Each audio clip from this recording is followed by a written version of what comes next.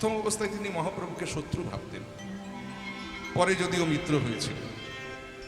যদিও জগতে আমরা কেউ কারো শত্রু না, কেউ কারো মিত্র না। সেই চাণক্য বলে গেছেন যে ন কস্যিত কস্যচিন শত্রু, ন কস্যিত কস্যচিন মিত্র, ন কস্যিত কস্যচিন রিপু। ব্যবহার অনুযায়ন্তে মিত্রানি রিপবস্থতা। অর্থাৎ আমরা কেউ কারো শত্রু না, কেউ কারো মিত্রও না। ব্যবহারের দ্বারাই প্রকাশ পায় যে কে কার শত্রু আর কে কার মিত্র। মানে এই যে আমি পলাশ সরকার, আমি যতদিন আপনাদের অচেনা ছিলাম, আপনারা আমাকে চিনতেন না, জানতেন না, তাহলে আমি আপনাদের শত্রু বা মিত্র কেউ হলাম কি? হলাম না। তো যখনই আমি আপনাদের চেনা হয়ে গেলাম, আমার মতের সঙ্গে আপনাদের মত মিলল, মানে আমি আপনাদের মিত্র। আর যদি কোনো কারণে আমার মতের সঙ্গে আপনাদের মত না মেলে, তাহলে আমি আপনাদের শত্রু। তাহলে কত সুন্দর কথা দেখুন, আমরা কেউ কারো শত্রু না, কেউ কারো মিত্র না। ব্যবহারের দ্বারাই প্রকাশ পায় যে কে কার শত্রু আর কে কার মিত্র। এই শ্লোকটির যিনি রচয়িতা ছিলেন, তিনি কাশীর একজন বিখ্যাত পণ্ডিত ছিলেন।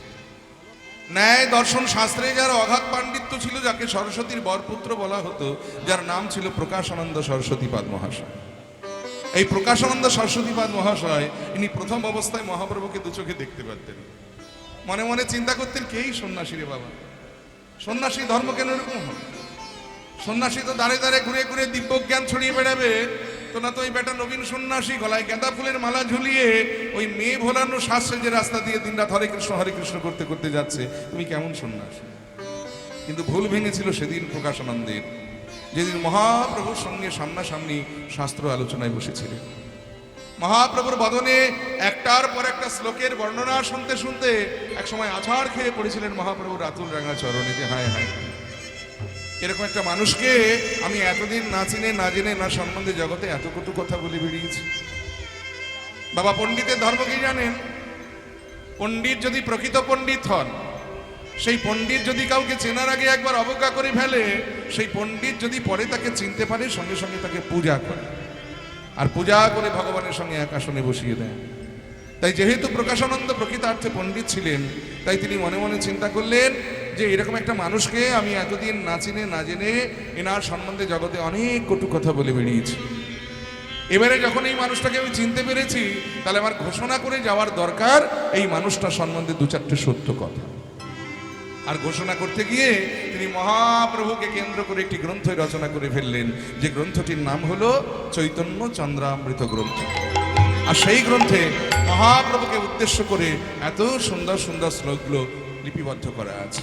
চৈতন্য মহাপ্রভুকে প্রণাম করতে গেলে যে মন্ত্রটি দ্বারাই প্রণাম করতে হয়, সেই মন্ত্রটিও এই গ্রন্থেই রচিত, প্রকাশানন্দ সরস্বতী পাদের লেখা। কি না, আনন্দ লীলাময় বিগ্রহায় হেমাভদিব্যচ্ছবি সুন্দরায় তস্মৈ মহাপ্রেম রস প্রদায় চৈতন্য চন্দ্রায় নমো নমস্তে নমো নমো। অর্থাৎ আনন্দ লীলাময় বিগ্রহায়, মানে তিনি আনন্দের লীলাময় বিগ্রহ। আনন্দ কাকে বলি আমরা? দেখবেন এই প্রাকৃত জগতে আমরা প্রত্যেকটা জীব, প্রত্যেকটা মানুষ, আমরা যার যার মতো করে নিজেদের মতো করে আমরা আনন্দ উপভোগ করে থাকি। সবার আনন্দ পাওয়ার ধরন কিন্তু একরকম নয়। দেখবেন কেউ আমরা টিভি দেখে আনন্দ পাই, কেউ তাস খেলে আনন্দ পায়, কেউ মদ্যপান করে আনন্দ পায়। কিন্তু এই আনন্দ কি প্রকৃত আনন্দ? শাস্ত্রে বললেন যে প্রকৃত আনন্দ কাকে বলে না, যে আনন্দ অপরের নিরানন্দের কারণ হয় না, সেটা হলো প্রকৃত আনন্দ। তাহলে এই যে টিভি দেখে আমরা আনন্দ পাচ্ছি, টিভিতে কি দেখছি? দিনরাত ওই বাংলা চ্যানেলগুলোতে বাংলা সিরিয়াল, আর সেখানে দিনরাত শুধু শাশুড়ি আর বৌমার ঝগড়াঝাটি। আর তাই দেখে বৌমা যদি শাশুড়ির ওপরে অ্যাপ্লাই করছে, তাহলে বৌমার কারণে শাশুড়ি দুঃখ পাচ্ছে। আবার শাশুড়ি যদি বৌমার উপরে অ্যাপ্লাই করছে, তাহলে শাশুড়ির কারণে বৌমা দুঃখ পাচ্ছে। তাহলে দেখুন, একজন আনন্দ পেতে গিয়ে আর একজনকে দুঃখ দিচ্ছে। এটা কিন্তু প্রকৃত আনন্দ নয়। কেউ আমরা তাস খেলে আনন্দ পাই, নিজে তাস খেলে আনন্দ করতে গিয়ে ওদিকে সংসার চলেই উঠছে, দিনরাত শুধু গিন্নির সঙ্গে ঝগড়াঝাটি। তাহলে দেখুন, একজন আনন্দ পেতে গিয়ে আর একজনকে দুঃখ দিচ্ছে। এটাও কিন্তু প্রকৃত আনন্দ নয়। আবার হয়তো কেউ মদ্যপান করে আনন্দ পায়, নিজে মদ খেয়ে আনন্দ করতে গিয়ে রাস্তা দিয়ে হেলতে হেলতে যেতে যেতে ভদ্রলোককে কড়া ভাষায় দু চারটে গালিগালাজ দিলে দেখুন আপনার আনন্দের কারণে আর একজন দুঃখ পাচ্ছে। তাহলে এটাও কিন্তু প্রকৃত আনন্দ নয়। তাহলে প্রকৃত আনন্দ কোথায় আছে? এই দেখুন, আমরা কীর্তন গাইতে এসেছি, আপনারা কীর্তন শুনতে এসেছেন। আমরা কেউ কাউকে কিন্তু দুঃখ দিতে আসেনি, সবাই এখানে আনন্দ পেতে এসেছি। তাহলে কীর্তনে আছে প্রকৃত আনন্দ, আর এই কীর্তনের পিতা হলেন আমার চৈতন্য মহাপ্রভু, তাই তিনি হলেন আনন্দের লীলাময় বিগ্রহ। হৃদয় গৌর হরি বল হরি। তাহলে প্রথমেই বলা হলো আনন্দ লীলাময় বিগ্রহ, এরপরেই বলা হলো দেখুন, হে মাভ দিব্য ছবি সুন্দরায়, হে মাভ অর্থাৎ হেমযুক্ত আভ। হেম মানে সোনা, আভ মানে গায়ের বর্ণ। তার গায়ের বর্ণটা কেমন? না সোনার মতো। দিব্য ছবি সুন্দরায়, দিব্য ছবি, এখানে ছবি মানে কিন্তু কোনো ফটো নয়, এখানে ছবি শব্দের অর্থ হলো অবয়ব, মানে তাকে দেখতে কেমন? না দিব্য পুরুষের মতো। তাহলে তিনি আনন্দের লীলাময় বিগ্রহ, তার গায়ের রংটা সোনার মতো, তাকে দেখতে দিব্য পুরুষের মতো। কিন্তু এগুলো জেনে আমাদের লাভ কি? এগুলো জেনে আমাদের লাভ কি? আমরা কেন তাকে প্রণাম করব? বলে কেন তিনি আনন্দের লীলাময় বিগ্রহ, বলে তাতে আমাদের কি যায় আসে? আরে বাবা, তার গায়ের রংটা সোনার মতো, বলে তার জন্য তাকে আমরা প্রণাম করব কেন?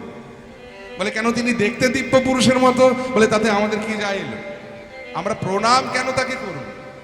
তিনি আমাদের কি দিয়েছেন যে আমরা জগৎবাসী তাকে প্রণাম করতে বাধ্য? এই প্রশ্নের উত্তর দিলেন প্রকাশানন্দ সরস্বতীপাদ মহাশয়।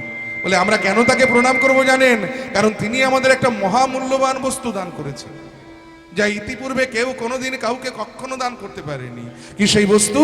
না তস্মৈ মহাপ্রেম রসপ্রদায়, অর্থাৎ মহাপ্রেম, যার সন্ধান কেউ জানতো না, যা চির গোলকে গোপনে ছিল, কিশোরীর হৃদয় ভাণ্ডারে যে ধন লুকানো ছিল, সেই অনর্পিত চরিং চিরাজ করুণাবতীর্ণ কল সমার্পয়তুল্লত উজ্জ্বল রসান স্বভক্তি শ্রী হরি পুরাট সুন্দর দ্যুতি কদম্ব সন্দীপিত সদা হৃদয় কন্দরে স্ফুরত বসুচি নন্দন।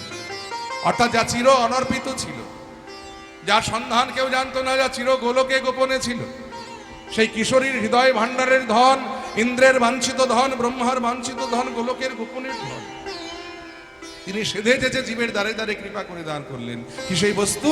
না সমার্পয়তুল্লত উজ্জ্বল রসাং স্বভক্তি শ্রী।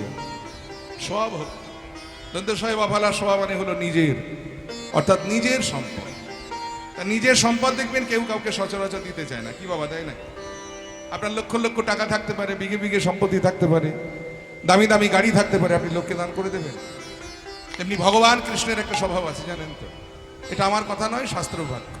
শাস্ত্রে বলা হলো যে কৃষ্ণ যদি ফিরে কভু ভক্তি মুক্তি দিয়া, ভক্তি নয় ভক্তি, বয় রস্যকার কয় তয় রস্যকার, ভক্তি মানে হলো ভোগ আর মুক্তি মানে হলো মোক্ষ।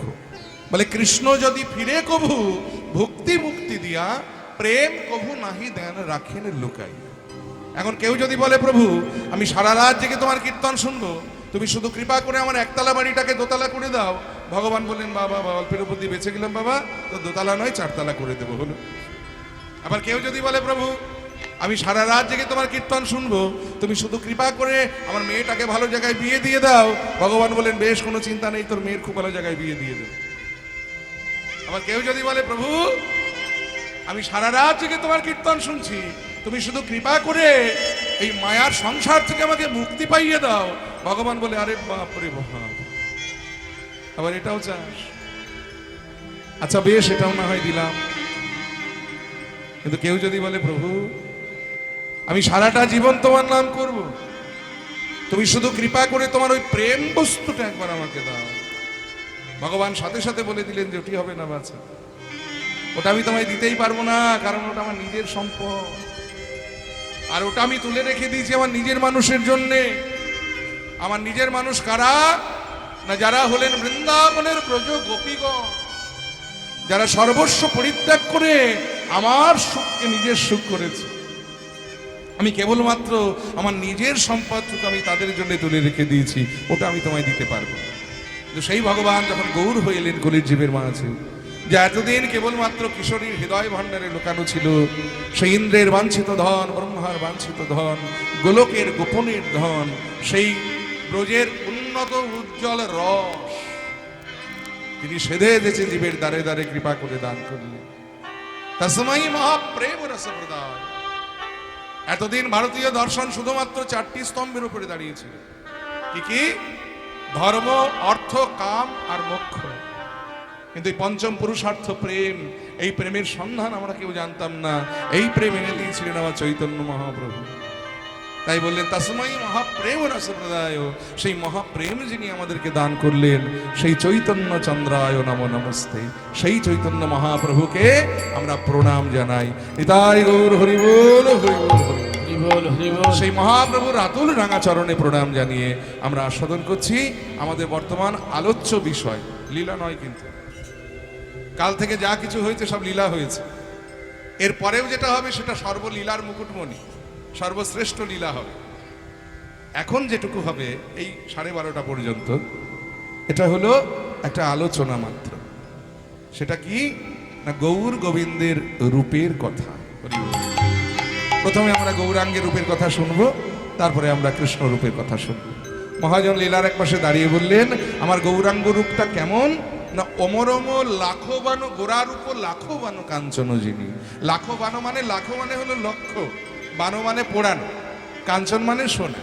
সোনাকে যদি আগুনে 1,00,000 বার পোড়ানো হয়, সোনার যে রং হয়, যে জ্যোতি হয়, সেই জ্যোতিকেও যেন জয় করেছে আমার গৌরাঙ্গের অঙ্গকান্তি। তাই লাখো বানো কাঞ্চন যিনি। তবে একটা কথা আছে, বলে কি, প্রেমে অঙ্গ ঢরো ঢরো মুই যাই নিছনি। বলে সোনা হলো কঠিন ধাতু। প্রাকৃত জগতে যে সোনা, যে সোনার অলংকার আমরা পড়ি, এটা হলো কঠিন ধাতু। কিন্তু আমার গৌরাঙ্গের অঙ্গকান্তিটা সোনার মতো বটে, তবে একটা কথা বলি, সে কিন্তু সোনার মতো কঠিন নয়। ভাবে প্রেমে গড়া হলো আমার গৌরাঙ্গ তনু, যার ভিতরে বাহিরে গৌরাঙ্গ আর ভিতরেতে কানু। ভাবে রসে গড়া আমার গৌরাঙ্গ তনু, যার বাহিরে গৌরাঙ্গ আর ভিতরেতে কানু। অতএব এই যে গৌরকে আমরা দেখছি, সেই গৌর কিন্তু এই প্রাকৃত সোনার সঙ্গে আমার গৌর সোনার তুলনা দেওয়া যাবে না। গৌরাঙ্গের অঙ্গকান্তি সোনার রংকেও যেন জয় করেছে, একথা সত্য, কিন্তু প্রাকৃত সোনার সঙ্গে তুলনা দেওয়া যায়। বলে কেন না, প্রাকৃত সোনা হলো প্রাণনাশক। শুধু তাই নয়, প্রাকৃত সোনার যদি প্রচুর অলংকার তৈরি করে ঘরে রেখে দেন, তাহলে দেখবেন সেই সোনার অলংকারের লোভে বাড়িতে ডাকাত পড়তে পারে। ডাকাত যদি সোনা খুঁজে না পায়, সোনার মালিককে প্রাণে মেরে ফেলতে পারে। তাহলে প্রাকৃত সোনা হলো প্রাণনাশক। কিন্তু অপ্রাকৃত গৌর সোনা এই জগতের কোনো জীব যদি একবার গ্রহণ করে, তাহলে যেদিন থেকে গ্রহণ করে সেদিন থেকে তার প্রাণ যাওয়া তো দূরের কথা, সেদিন থেকে তার নতুন জন্ম হয়ে যায়। নিতাই গৌর হরি বল, হরি বল। অতএব সোনার সঙ্গে আমার গৌর সোনার তুলনা দেওয়া যায় না। তাহলে কি ওই চাঁদের সঙ্গে তুলনা দেওয়া যায়? বলে না, চাঁদের সঙ্গে তুলনা দেওয়া যায় না। কারণ প্রাকৃত জগতে গগনে যখন চাঁদ ওঠে, সেই চাঁদ পৃথিবীর সকল অন্ধকার দূরীভূত করে দেয়, এ কথা সত্য। কিন্তু লক্ষ্য করে দেখবেন, সেই চাঁদ কিন্তু পৃথিবীর 3টি জায়গায় প্রবেশ করতে পারে না। কোন কোন জায়গা? একটা হলো বদ্ধ ঘরের কোণে, আরেকটি হলো গহন বনের মাঝে, আর একটা হলো ভক্তের হৃদয়ের মাঝে। কিন্তু অপ্রাকৃত গৌর চাঁদ যদি কৃপা করে কোনো যুগের ভাগ্য আকাশে উদয় হয়, সে ঘরের কোণে উদয় হয়, বনের মাঝেও উদয় হয়, ভক্তের হৃদয় ঘরে এসে উদয় হয়, যদি ডাকার মতো তাকে ডাকা যায়। আর শুধু তাই নয়, গগনের চাঁদ 15 কলায় পূর্ণ, কিন্তু গৌর চাঁদ 16 কলায় পূর্ণ। গগনের চাঁদ 15 কলা না। এই দেখুন, অমাবস্যা থেকে পূর্ণিমা কদিন? 15 দিন। আবার পূর্ণিমা থেকে অমাবস্যা কদিন? তাহলে দেখুন, গগনের চাঁদ হলো 15 কলায় পূর্ণ। আর এক কলা কোথায় গেল? 16 কলা ছিল, কিন্তু আর এক কলা ওই দেখবেন শিব ঠাকুরের মাথায় আছে, জয় নিতাই। যাই হোক, তাহলে এই যে গগনের চাঁদ 15 কলায় পূর্ণ, কিন্তু অপ্রাকৃত গৌর চাঁদ তিনি 16 কলায় পূর্ণ। গগনের চাঁদের কলঙ্ক আছে, কিন্তু গৌর চাঁদের কলঙ্ক না। আমি সেই গৌর রূপে নয়ন দিয়ে ঘরে এসেছি। সজনী, আমার এখন গৌর রূপে নয়ন দিয়ে কি মনে হচ্ছে জানিস? আমি গৌর বড় করে যত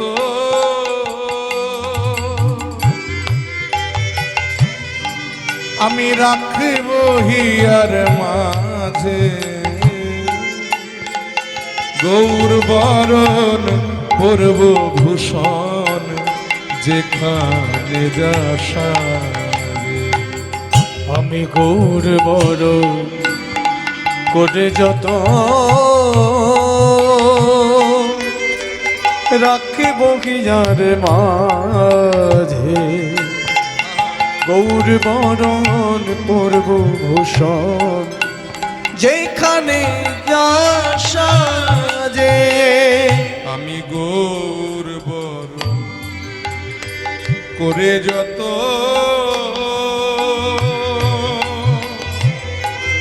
রাখিব হিয়ার মাঝে, গৌর বরণ পরব ভূষণ যেখানে যাসারে।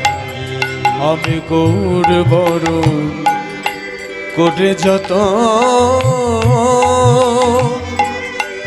রাখিব কি যার মাঝে, গৌর বরণ পরব ভূষণ যেখানে যা সাজে। আবার গৌর বরণ ফুলের ঝাপা,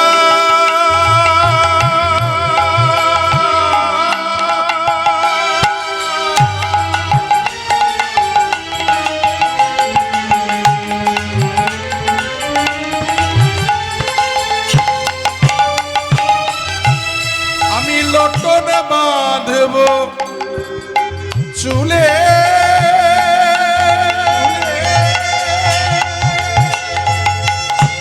আবার গৌর বলে গরব করে পথে যাব আমার গৌর বলে গরব করে পথে যাব চলে।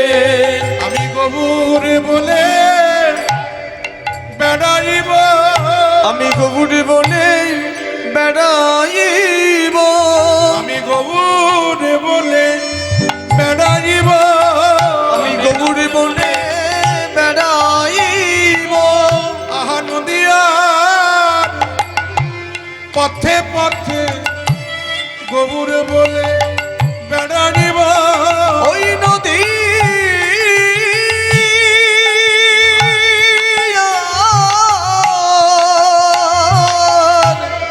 পথে পথে আমি গৌর বলে বেড়াইব।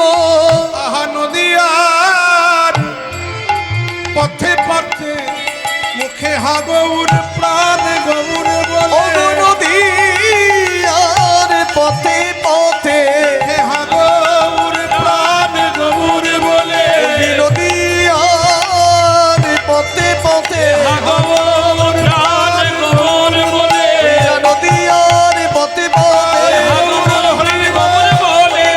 আর পথে পথে নদী আর পথে পথে গৌর বলে বেড়াবো। আবার গৌর বরণ গোরচনা গৌর লিখব গায়, গৌর বলে জীবন যৌবন আমি সপে দেব পায়। গৌর বলে জীবন যৌবন সপে দেব পায়। আমার কুলের মূল পারিয়া ভাসাবো গঙ্গার জলে, আবার লাজের মুখে আগুন দিয়া বেড়াবো গৌর বলে। আমি লাজের মুখে আগুন দিয়া বেড়াবো গৌর বলে। তোমরা বলছো কি সই গোরা রূপে, আমার সকলই গেল ভেসে,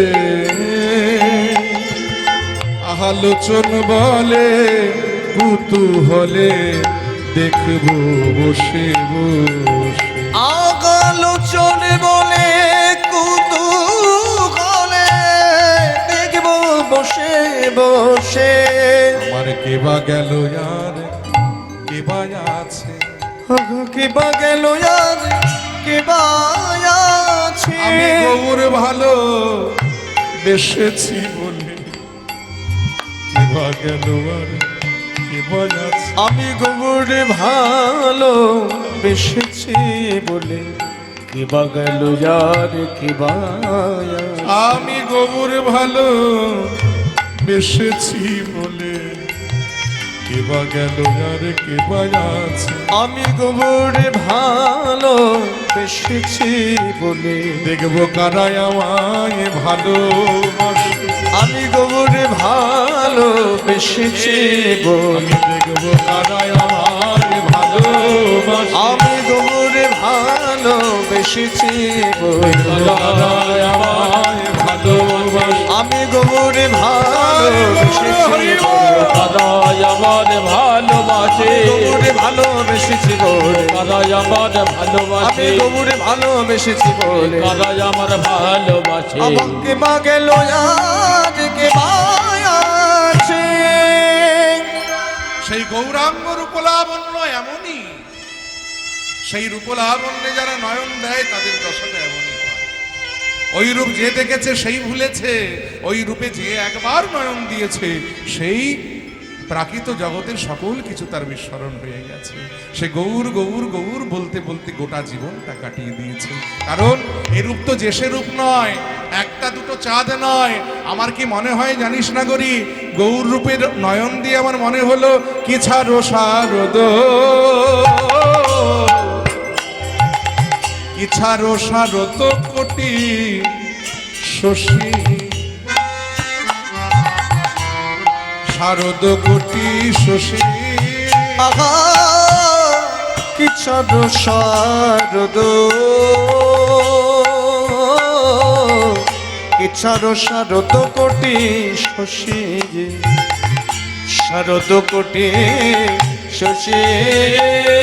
আমি কিসে বাগনি রে, আমি কিসে বাগনি রে, কিসে বাগনি রে, আমি কিসে বাগনি রে, শরতের চাঁদ আমি কিসে বাগনি ওই রে, শরতের চাঁদ আমি কিসে বাগনি রে, শরতের চাঁদ আমি কিসে বাগনি ওই রে, শরতের চাঁদ আমি আমার গোড়া চাঁদের শরতের চাঁদ আমি ওরা চাঁদের আগে, শরতের চাঁদ আমি ওরা চাঁদের আগে, শরতের চাঁদ আমি ওরা চাঁদের আগে, শরতের চাঁদ আমি ওরা চাঁদের আগে। এবার কিসে বাগনি রে, ভুবন করেছে আলো, আমার ভুবন করেছে আলো, সজনী রে ভুবন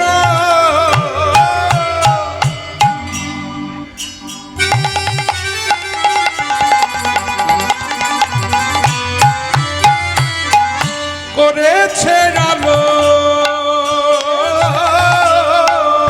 কি বা ভুবন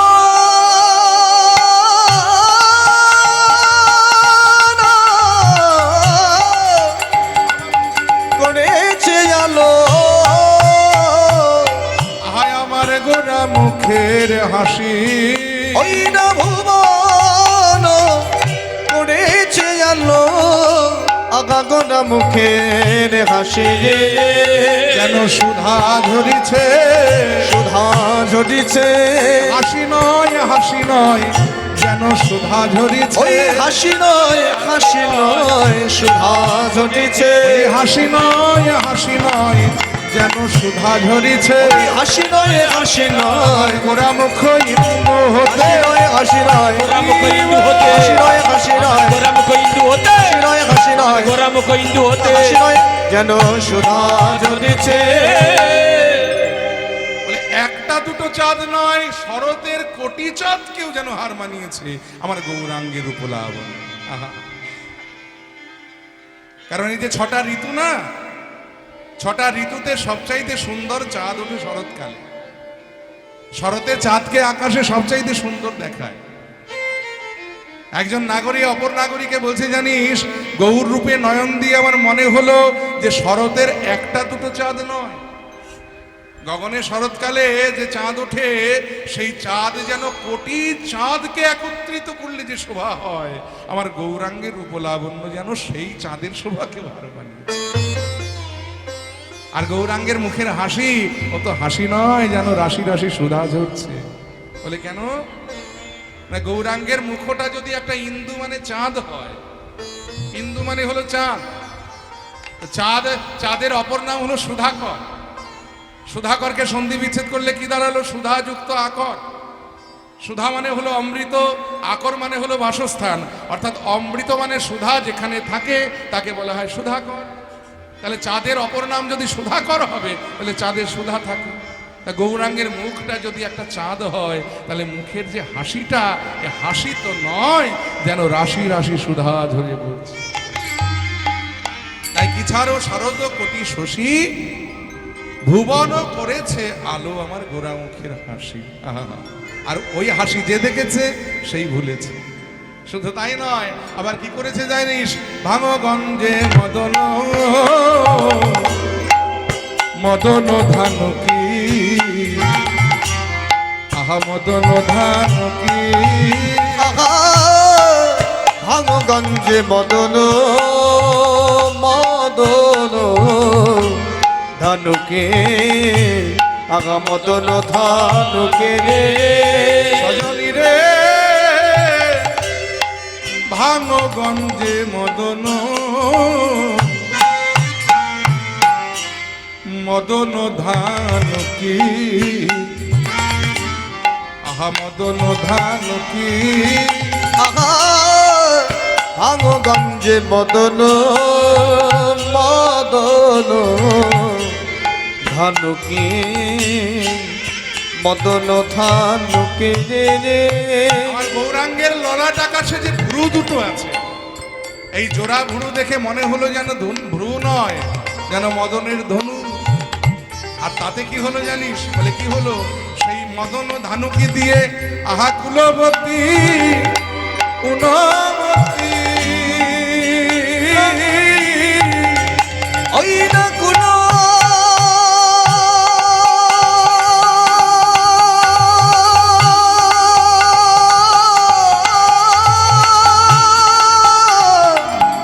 অমতি ঔনমতি, সজনী রে কুলবতী উনমতী, সজনী কুলমতি ঔনমতি, কইল দুটি আখি, অনুকূলবতী জি ঔনমতি, কইল দুটি আঁখি রে। আমায় পাগলিনী কইলে রে, পাগলিনী কইলে রে, আমায় পাগলিনী কইলে রে, আমায় পাগলেনি কইলে রে, পাগলিনী কইলে রে, আমায় পাগলিনী কইলে রে, আমার আর আমি না, পাগলিনী কইলে রে, আমাতে আর আমি নাই, পাগলিনী কইলে রে, ওরে আমার আর আমি নাই, পাগলিনী কইলে রে, ওই আমাতে আর আমি নাই, ওরে রূপে নয়নে আমাতে আর আমি নাই, গৌরবে লাইন দিয়ে, আমাতে আর আমি নাই, গৌরবে লাইন দিয়ে, আমাতে আর আমি নাই, গৌরবে লাইন দিয়ে, আমাতে আর আমি নাই, গৌরবে লাইন আমায় দিয়ে, পাগলিনী কইলে রে। কুলবতী উনমতী, ওই না কুলবতী ঔনমতী, কইল দুটি আখি, সজনী কুলবতী ঔনমতী, কইল দুটি আঁখি। আবার কি দেখলাম? মদন বিজয়ী দোলে, বিজয়ী দোলে মালা, আহা মদন বিজয়ী দোলে, বিজয়ী দোলে মালা, আপনি দুলিছে, আপনি দুলিছে, মালায় আপনি দুলিছে, মালা আপনি দুলিছে, মালার গুনে কি মালার গুনে আপনি দুলিছে, এই গলার গুনে কি মালার গুনে আপনি দুলিছে, না দোলাতে মালা আপনি দুলিছে, না দোলাতে মালা আপনি দুলিছে, তাই মদন বিজয়ী দোলে, বিজয়ী দোলে মালা, মদন বিজয়ী দোলে, বিজয়ী দোলে মালা, ওরে ইথে কি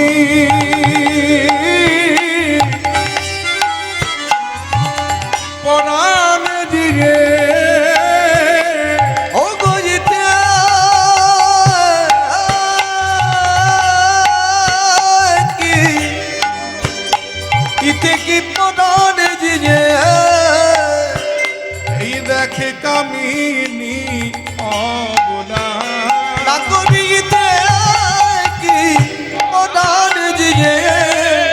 কামিনী বলা প্রাণ বাঁচে না বাঁচে না প্রাণ বাঁচে না বাঁচে না প্রাণ বাঁচে না বাঁচে না প্রাণ বাঁচে না বাঁচে না গৌর রূপে নয়ন দিয়ে প্রাণ বাঁচে না ওই বাঁচে না গৌর রূপে নয়ন দিয়ে প্রাণ বাঁচে না বাঁচে না গৌর রূপে নয়ন দিয়ে গৌরাঙ্গ রূপে যারা একবার নয়ন দেয় তাদের প্রাণ এই দেহে আর থাকে না, গৌর চরণে উৎসর্গকৃত হয়ে যায়। গৌর রূপে নয়ন দিলে তার দশাটা এমনই হয় বাবা। তার প্রমাণ আজও প্রসিদ্ধ নবদ্বীপে একটি ঘাট আছে, ঘাটটির নাম হলো দয়ার ঘাট, নাম শুনেছেন নিশ্চয়। এক ধোপা সেই ঘাটে প্রত্যেক দিন নিয়ম করে কাপড় কাচতেন। সেদিনও ধোপা ওই ঘাটে যখন কাপড় কাচতে গেছে আর সেই সময়ে পথে দিয়ে আমার গৌর হরি যাচ্ছিলেন, ধোপাকে কাপড় কাচতে দেখে থমকে দাঁড়ালেন ধোপার পেছনে। ধোপার দিকে বদন করে গৌর হরি দুটি বাহু উত্তোলন করে বলে, ধোপা হরিব হরিব। ধোপা কাপড় কাচ্ছে আর মনে মনে চিন্তা করছে নবদ্বীপে আজকাল ভিখারির বড্ড উৎপাত হয়েছে। ঘাটে এসেছি কাপড় কাচতে, এখানেও ভিখারি, হ্যাঁ ভিক্ষা চাইতে এসেছে, হরিবোল হরিবোল করছে। তাই কোনো দিকে না তাকিয়ে ধোপা এক মনে কাপড় কেচে যাচ্ছে। কিছুক্ষণ পরে গৌর হরি আবার বললেন, ধোপা হরিবোল হরিবোল। হরি বল হরি বল। ধোপা এবারও কোনো কথা না বলে এক মনে কাপড় কেচে যাচ্ছে। গৌর ভগবান মনে মনে বলছে, ধোপা রে, যে নিষ্ঠা তোর কর্মে, এই নিষ্ঠা যদি তোর হরি নামে হতো, ধোপা হরিব হরিব। ধোপা কোনো দিকে না তাকিয়ে বলেন, যাও তো বাবু, দেখছো না এখানে কাপড় কাচ্ছে, আর এখানে এসেছো ভিক্ষা চাইতে, আমার কাছে ভিক্ষা টিক্ষা নাই, যাও এখান থেকে। আচ্ছা, এই কথা বলেছে, সঙ্গে সঙ্গে গৌর হরি চমকে উঠেছে। কি বললি ভাই? ধোপা তুই আমায় ভিখারি বললি? ধোপা রে, সেদিন আমার কবে হবে? আমি সত্যই যেদিন ভিক্ষার ঝুলি কাঁধে করে ভিখারি হয়ে আমি তোদের ছেড়ে চলে যেতে পারবো। হরি বল হরি বল হরি বল। ধোপা রে, এই ভিখারি নামটা যখন জগতে তুই আমায় প্রথম দিলি, এই দেখ আমি তোর পেছনে আঁচল পেতে দাঁড়িয়েছি, আমায় ভিক্ষা দিবি না ভাই? আমায় ভিক্ষা দে। ধোপা মনে মনে চিন্তা করলেন যে জীবনে ভিখারি অনেক দেখেছি, কিন্তু এরকম নাছড় বাঁধা ভিখারি দেখিনি রে বাবা। বলছি ভিক্ষা নাই আমার কাছে, তাও বলছে ভিক্ষা দে ভিক্ষা দে। আচ্ছা, তুমি কেমন ভিখারি একবার তোমায় দেখি তো। এই বলে ধোপা যেমনই বদন ফিরিয়ে গৌরাঙ্গ রূপলাবণ্যে নয়ন দিয়েছে, ধোপার আঁখি পাখি দুটো গৌর রূপের ছটায় এমন আটকে গেছে যে আর ফেরাতে পারছে না। এক দৃষ্টে চেয়ে আছে ধোপা গৌর বদন পানে, এক দৃষ্টে চেয়ে আছে। গৌর হরি বলছে, কিরে কি দেখছিস তুই? ভিক্ষা দে। ধোপা বলছে, কে তুমি? কে তুমি পুরুষোত্তম? কৃপা করে এসেছো এই ঘাটে আমার মতো অধমকে তরাবার জন্য। তুমি কে? তাহলে কেন ওই যে তুই বললি ভিখারি, ভিক্ষা দে। কি দেব ঠাকুর আমি তোমায় ভিক্ষা? কি আছে আমার, আর কি দেব তোমায় বলো? দে না, যত আছে তোর জন্ম জন্মান্তরের পাপ রাশি, সকল কিছু তুই আমার আঁচলে ভিক্ষা দে ঠাকুর। আমি করেছি পাপ আর তুমি নেবে আমার পাপের ভিক্ষা। ও আমি তোমায় পাপ ভিক্ষা দিতে পারবো না ঠাকুর। তবে আমার পাপ ছাড়া আমার বলতে আর যা কিছু আছে, আজ হতে তোমার চরণে সকলি দিলাম ঠাকুর গে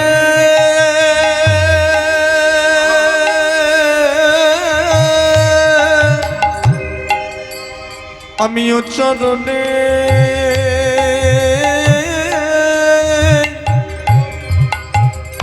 সকলি দিলাম হে দয়াময়,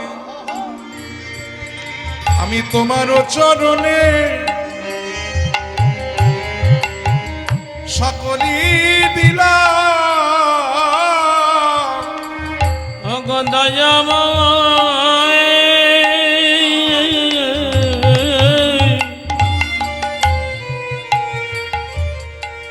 তোমার চরণে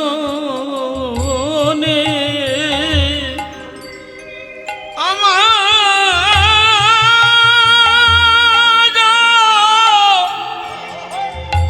সকলি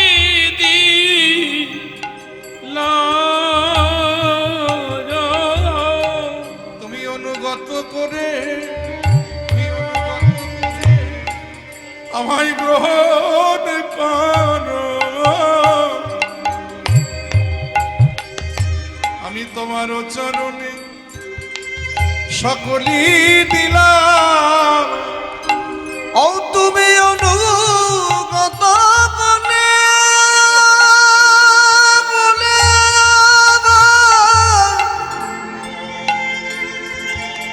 দয়াময়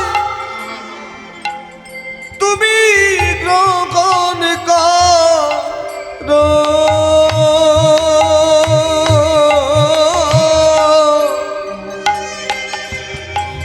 তোমার চরণে সকলি দিলাম তুমি আমায় অনুগত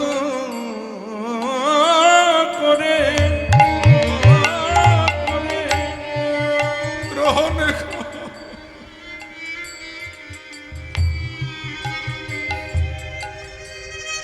তোমার চরণে সকলি দিলাম অনগত বনে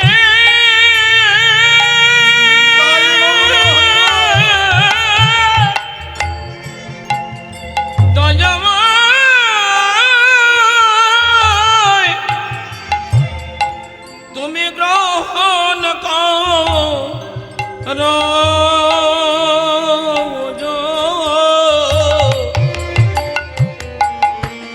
তোমার চরণে সকলে দিলাম অনুগত করে তুমি আমায় গ্রহণ করো আমার বলিতে যা কিছু আছে অনুগত করে গ্রহণ করো আমার বলিতে যা কিছু আছে অনুগত বলে গ্রহণ করো আমার বলিতে যা কিছু আছে অনুগত করে গ্রহণ করো আমার বলিতে যা কিছু আছে অনুগত করে গ্রহণ করো বলিতে যা কিছু আছে করে গ্রহণ করো আমার বলিতে যা কিছু আছে অনুগত করে গ্রহণ করো করো আমি উচ্চারণে সকলি দিলাম আছাড় খেয়ে পড়লেন ওই ধোপা গৌর হরি রাতুল রাঙা চরণে চরণ দুটো আশ্রয় করলেন শোনা যায় সেদিন থেকে ওই ধোপা আর তার নিজের মায়ার ঘরে ফিরে যেতে পারেনি ওই ঘাটে বসে বসে গোটা জীবনটা গৌর গৌর গৌর বলতে বলতে কাটিয়ে দিয়েছিলেন তাই গৌর রূপলাবণ্যে যারা একবার নয়ন দেয় তাদের দশাটা এরকমই হয় গৌর গৌর বলতে বলতে কাঁদতে কাঁদতে গোটা জীবনটা তাদের অতিবাহিত হয়ে যায় গৌর বলে কাঁদতে কাঁদতে গোটা জীবনটা তাদের অতিবাহিত হয়ে যায় এই গৌর রূপে নয়ন দেবার ফলটা এমন। তা একজন নাগরী আর একজন নাগরীকে বলছে জানিস মদন বিজয়ী দোলে মালা আমার গৌরাঙ্গের গলে যে মালাটা দুলছে সেই মালাটা না দোলাতে আপনা আপনি দুলছে। আহা, বলে তাই কখনো দোলে? মালা কখনো না দোলাতে আপনা আপনি দোলে রে? বলে তা তো জানি না, তা তো দোলে না, কিন্তু গৌর গলের মালাটা দুলছে। বলে কিসের গুণে? বলে হয় মালার গুণে, না হয় গলার গুণে। আহা, সেই রূপে যখন নয়ন দিয়েছি, তাতে আমার কি মনে হলো জানিস? বলে কি, ইথে কি পরাণে জিয়ে কামিনী অবলা। এই অবলা, এই কামিনীর প্রাণ কি আর বাঁচতে পারে বল? প্রাণ যে আর দেহে থাকে না, প্রাণ যে গৌর চরণে নিবেদিত হয়ে যায় ওই রূপে নয়ন দিল। শুধু তাই নয়, আবার কি দেখলাম? চরণ নখর দশ, নখর দশ চাঁদ।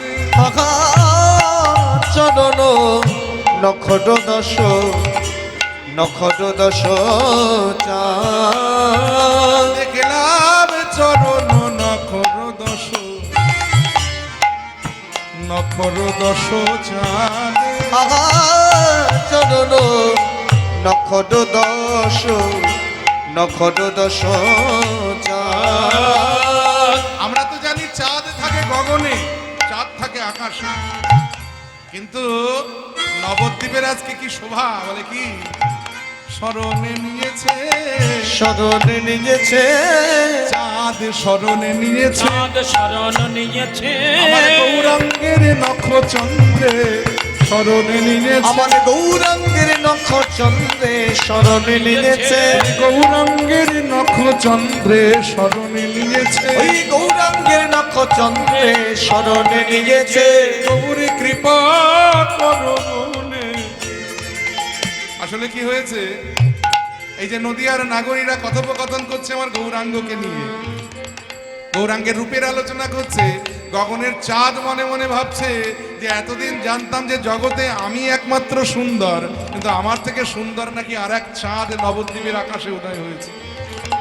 সেই চাঁদ দেখতে কেমন আমি একবার দেখে আসি, এই বলে গগনের চাঁদ নেমে এসেছে নবদ্বীপের মাটিতে, আর এসে গৌর রূপ লাবণ্যে যেই নয়নে দিয়েছে, সঙ্গে সঙ্গে গগনের চাঁদের অহংকার চূর্ণ হয়ে গেছে।